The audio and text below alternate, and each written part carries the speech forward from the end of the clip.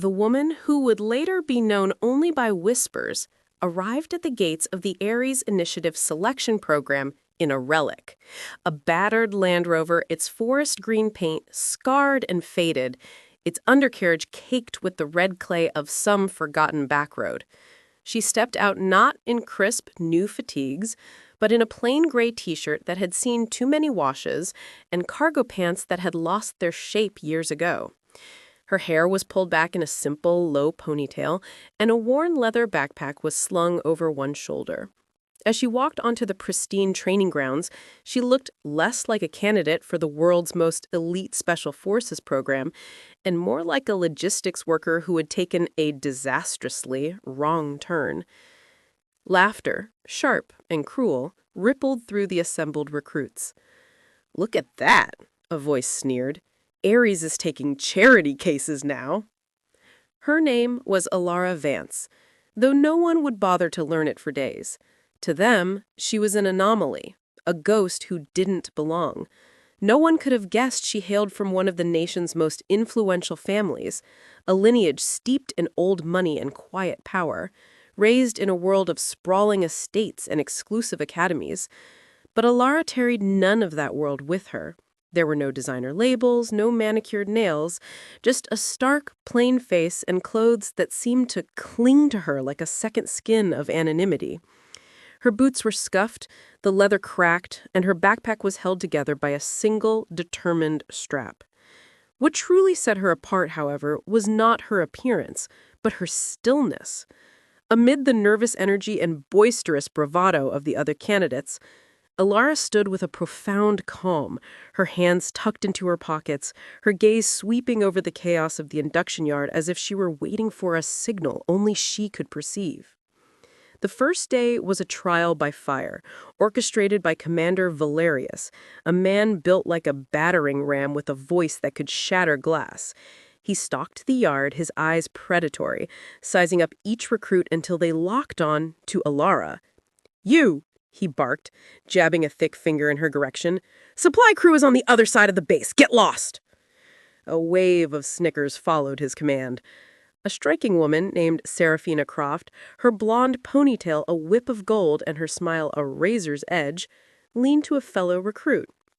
"Bet she's here to meet a gender quota," she whispered, her voice carrying on the wind. "A box-checking exercise." Alara's expression remained placid. She met the commander's glare without a flicker of intimidation. "I'm a candidate, sir," she stated, her voice even and clear. Valerius snorted in disbelief, waving a dismissive hand. "Fine, get in line. Don't slow us down." The hostility followed her into the mess hall. The cavernous room buzzed with the amplified egos of the recruits as they traded stories and boasts. Alara took her tray to a small table in the corner, seeking refuge from the noise.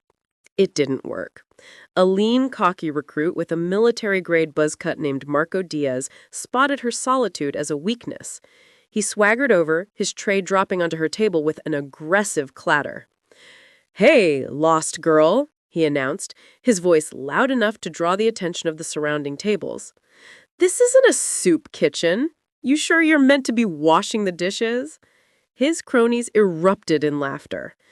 Alara paused, her fork hovering over a pile of potatoes, and looked at him. "I'm eating," she said, her tone flat and unwavering. Marco leaned in, a smirk twisting his lips. "Yeah? Well, eat faster. You're taking up space a real soldier could use." He flicked her tray with his finger, sending a dollop of mashed potatoes splattering across the front of her gray t-shirt. The room howled with amusement. Without a word, Alara methodically wiped the mess away with a napkin. Her hands were slow, her eyes fixed on her plate. Then she took another bite as if he wasn't there, as if he didn't exist. The next morning's warm-ups were designed to break them, push-ups until their arms screamed, lung-burning sprints under the oppressive sun, and endless burpees in the dirt.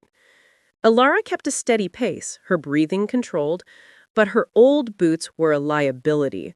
The laces, frayed and thin, kept coming undone. During a sprint, the group's golden boy, Caleb Thorne, broad-shouldered, handsome, and radiating the unshakable confidence of someone who had never known a failure, jogged up beside her.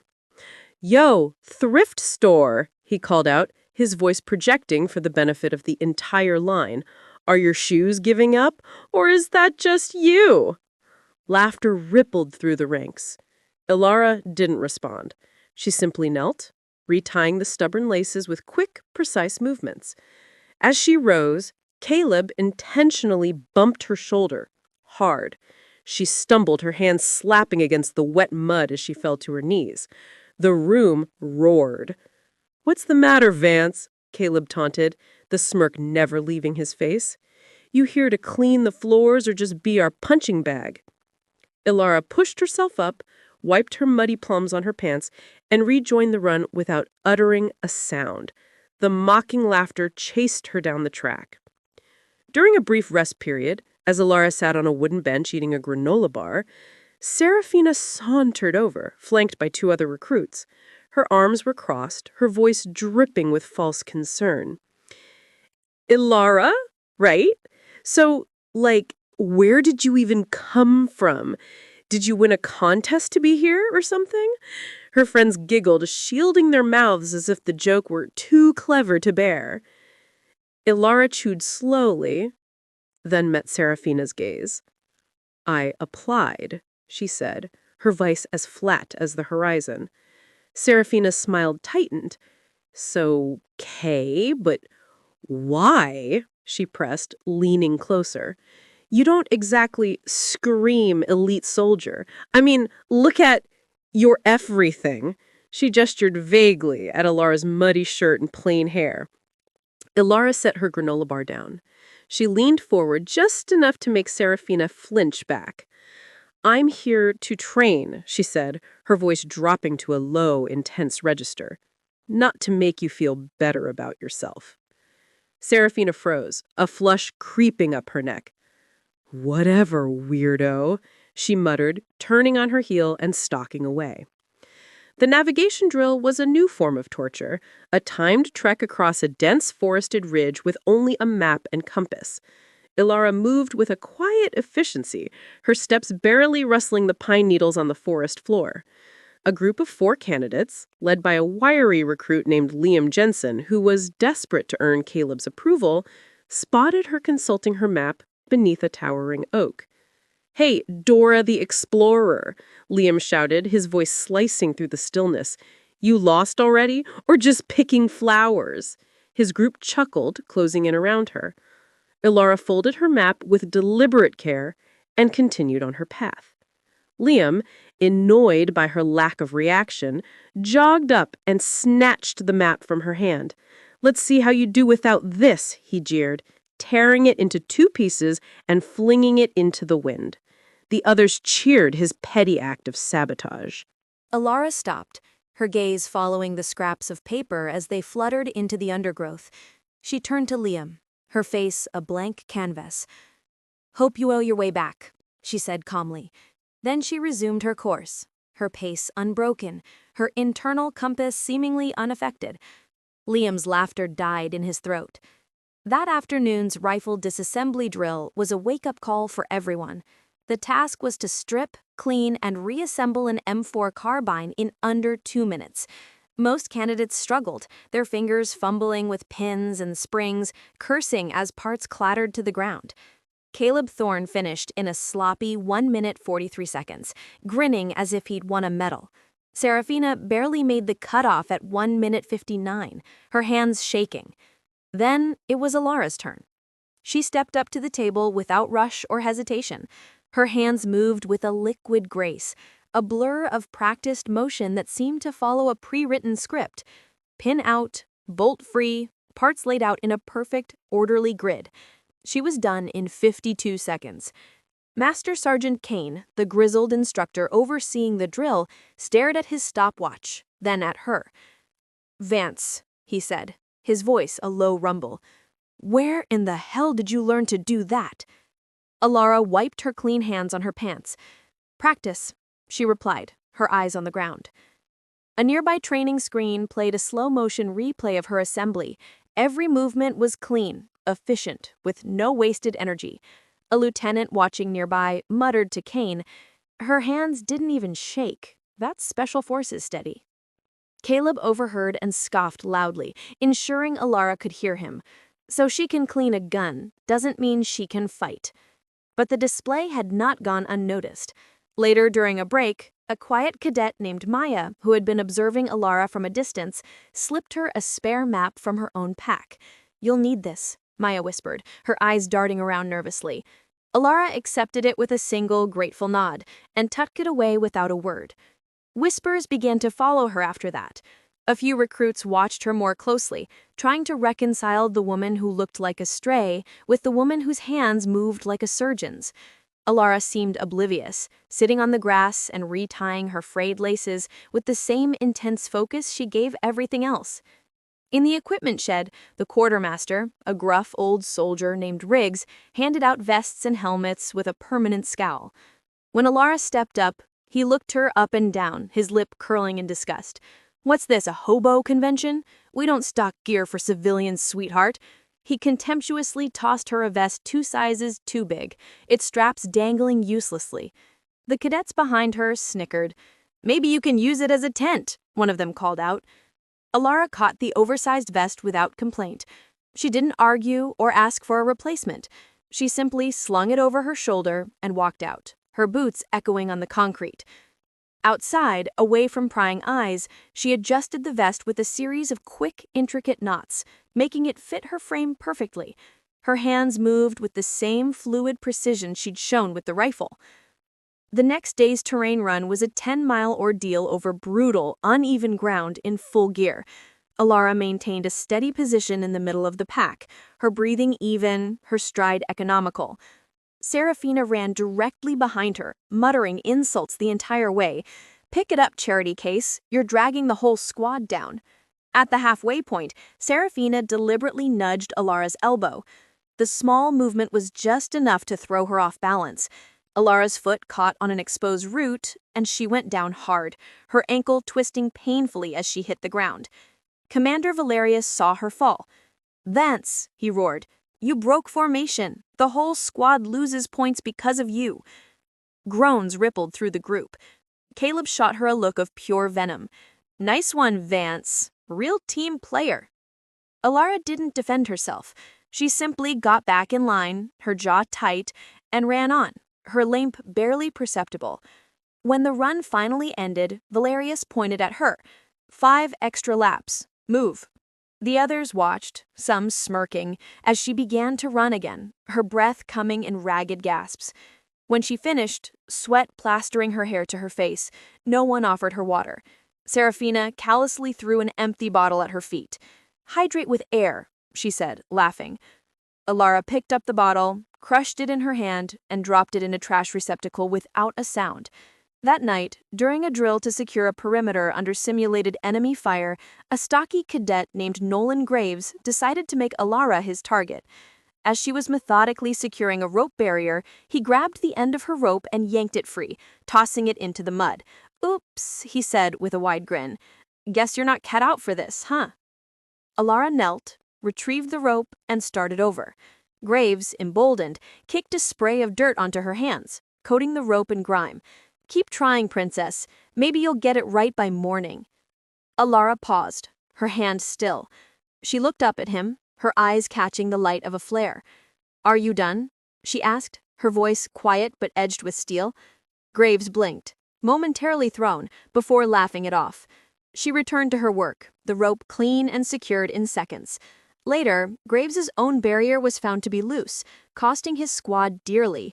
No one saw Alara near it, but Maya, watching from the sidelines, hid a small smile. In the barracks, Alara sat on her bunk and pulled a worn photograph from her pack. It was creased and faded, showing a younger version of herself standing beside a man in a simple black jacket. His face was blurred with time and wear, but his posture, shoulders back, gaze sharp, projected an aura of immense authority. She traced the image with her finger before tucking it safely away. The long-range shooting exam was a make-or-break moment. 5 shots, 400 meters. Anything less than a perfect score was a failure. Serafina went first and missed 2, her face turning pale. Caleb hit 4, cursing his single miss under his breath. Then Alara walked to the firing line. "Bet she can't even hold it steady," Serafina whispered to a neighbor. Alara settled into position, her movements calm and economical. 5 shots rang out in quick succession. 5 perfect hits, dead center. No hesitation, no scope adjustments. The range officer stared at the target display in disbelief. "Vance, perfect score," he announced with a voice filled with awe. Watching from a distance was Brigadier General Croft, a senior officer with a chest full of medals, and Serafina's father. He leaned forward, his eyes narrowed. "Who trained her?" he murmured to an aide. "That's a Spec Ops trigger pull." Caleb rolled his eyes. "Fluke," he said loudly. "Let's see her do that in actual combat." But it wasn't a fluke. During the post-range equipment check, the officer discovered that Alara's rifle had a misaligned sight. She had hit 5 bullseyes by compensating perfectly for a flaw no one else had even noticed. That's not luck. That's mastery. The final test was the combat simulation. 1-on-1, hand-to-hand, no weapons. Alara was paired against Caleb Thorne, who towered over her, a cruel grin spreading across his face. Before the whistle even blew, he charged, grabbing her by the collar and slamming her against the padded wall. The force of the impact tore her t-shirt, the fabric ripping from her shoulder down her back, exposing a stark black tattoo across her right scapula. The squad erupted in laughter. "She's inked up too," Serafina jeered. "What is it, a biker gang?" Caleb leaned in, his face inches from hers.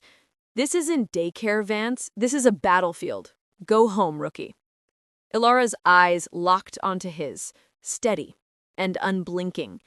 "Let go," she said, her voice dangerously low. He laughed, but his grip loosened for a fraction of a second. It was all she needed. She stepped back, and the torn shirt fell away, revealing the tattoo in full. The silhouette of a black wolf's head, marked by a single, defiant silver fang. The yard fell dead silent. Brigadier General Croft, who had been observing from the sidelines, took a sharp step forward. His face went pale, his eyes wide with shock and disbelief. "Who?" he asked, his voice shaking with an emotion no one could place. "Gave you the right to wear that mark?" Ilara stood tall, her back straight, the wolf's head a stark emblem against her skin. "I didn't ask for it. It was given to me, by the Shadow Wolf himself. I trained under him for 6 years. The general froze. Then, in a movement that stunned every person present, he straightened his spine and snapped his hand to his forehead in a crisp, perfect salute. The other officers stared, their mouths agape. An aide whispered in horror, "No one bears that tattoo unless they were his final student." Serafina's smirk had vanished, replaced by a look of sheer terror. The Shadow Wolf. The name was a ghost story, a legend whispered in the highest echelons of the military, the leader of a phantom unit erased from all official records years ago. A man who trained only a handful of protégés, each one marked by the wolf. Ilara ignored the salute, ignored the stares. She pulled the torn fabric of her shirt back over her shoulder and walked to the edge of the yard. But Caleb's shattered pride wouldn't let it rest. "So what if she has a tattoo?" he roared, his voice echoing in the silence. "Prove it, in a real fight." Ilara stopped. She turned, her eyes as cold as a winter night. "If that's what you want," she said. She let the torn shirt hang, the wolf visible once more. Caleb charged, swinging wildly. Ilara moved with him, a fluid dance of evasion. She dodged every punch, sidestepped every clumsy advance, her movements an exercise in effortless control. He grew frustrated, his attacks becoming sloppier. "Hit me!" he screamed, his breath ragged. She didn't. She waited until he was exhausted. Then, in one seamless motion, she closed the distance. An arm around his neck, a twist, a pull, a perfect snap choke. In 8 seconds, Caleb Thorne collapsed, unconscious before he hit the ground. Commander Valerius walked over, his face unreadable. He looked at Caleb's limp form, then at Ilara. He announced to the stunned recruits, "Effective immediately, Ilara Vance is an honorary instructor. You will learn from her." The camp changed overnight. The air grew heavier, the whispers quieter. Ilara now stood at the front of the class, not as a recruit, but as a teacher. She didn't bark orders, she showed them. Combat stances, rifle drills, movements that looked simple but were born from years of brutal perfection. A week later, a young, nervous officer approached her during a break. "Ma'am," he stammered, "there's someone here for you."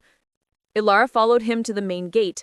A tall man with short cropped hair and a face that gave nothing away stood waiting, dressed in a black jacket and jeans. General Croft was there too, standing stiffly.